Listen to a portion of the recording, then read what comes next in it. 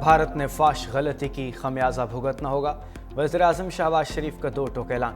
قوم سے خطاب میں کہا شہیدوں کے خون کا حساب ضرور لیا جائے گا۔ کل رات ہمارے شہیدوں نے فضاؤں میں طوفان برپا کر دیا، جو رافیل طیارے بھارت کا غرور تھے خاک میں ملا دیے۔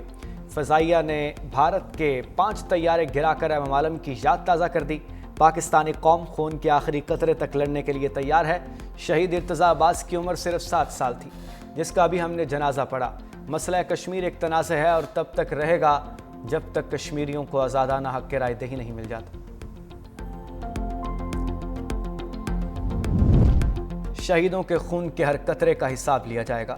D G S P R lieutenant general Ahmad Sharif Chaudhry نے دشمن پر واضح کر دیا۔ پریس بریفنگ میں کہا بھارت نے عام شہریوں اور مساجد کو نشانہ بنایا۔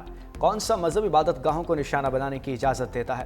بھارت کے بزدلانہ حملے میں 31 افراد شہید، 57 زخمی ہوئے۔ بھارتی پراکسیز کے گرد گھیرا تنگ کیا تو بھارتی فوج میدان میں اتر آئی۔ پاک فوج نے اپنے دفاع میں صرف ملٹری ٹارگٹس کو چنا۔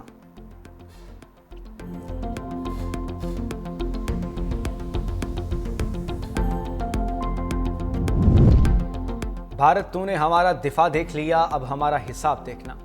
پاک فوج کو بھارتی جارحیت کا بھرپور جواب دینے کا مکمل اختیار مل گیا۔ وزیر اعظم کی زیر صدارت قومی سلامتی کمیٹی کی ہنگامی بیٹھک۔ اعلامیے کے مطابق اقوام متحدہ کے چارٹر کے تحت پاکستان کو اپنے دفاع میں جواب دینے کا حق حاصل ہے۔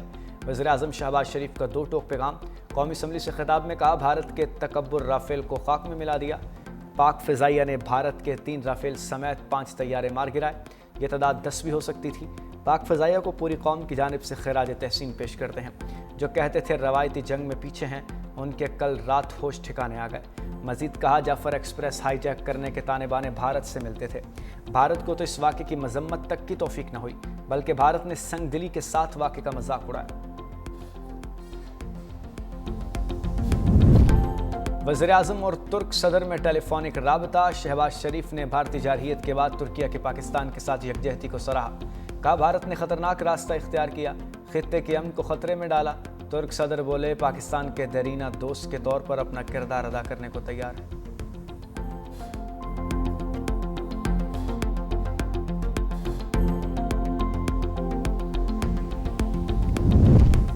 بھارت نے پاکستان کے خلاف جنگی اقدام کیا ہے، پاکستان اب بھارت کو مناسب جواب دینے کا حق رکھتا ہے۔ نائب وزیر اعظم اسحاق ڈار کا ترکیہ کے سرکاری ٹی وی چینل کو انٹرویو۔ کہا پاک بھارت نیشنل سیکیورٹی ایڈوائزرز میں رابطہ ہوا ہے، پاکستان کے خلاف بھارت نے جو کچھ کیا وہ ناقابل معافی ہے۔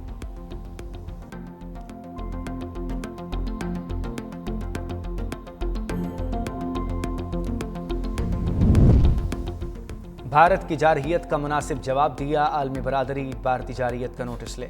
وزیر اطلاعات عطا تارڑ کا مطالبہ، بولے بھارتی حملوں میں بے گناہ اور معصوم شہری شہید ہوئے، پاک فوج ملک کی سالمیت کے دفاع کے لیے ہمہ وقت تیار ہے۔ مودی پہلگام واقعے کو اپنے مذموم مقاصد کے لیے استعمال کر رہا ہے۔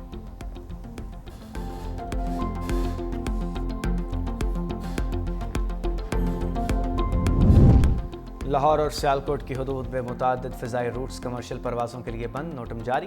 سول ایویشن ذرائع کے مطابق لاہور اور سیالکوٹ کے فضائی روٹس آج دوپہر 12 بجے تک بند رہیں گے۔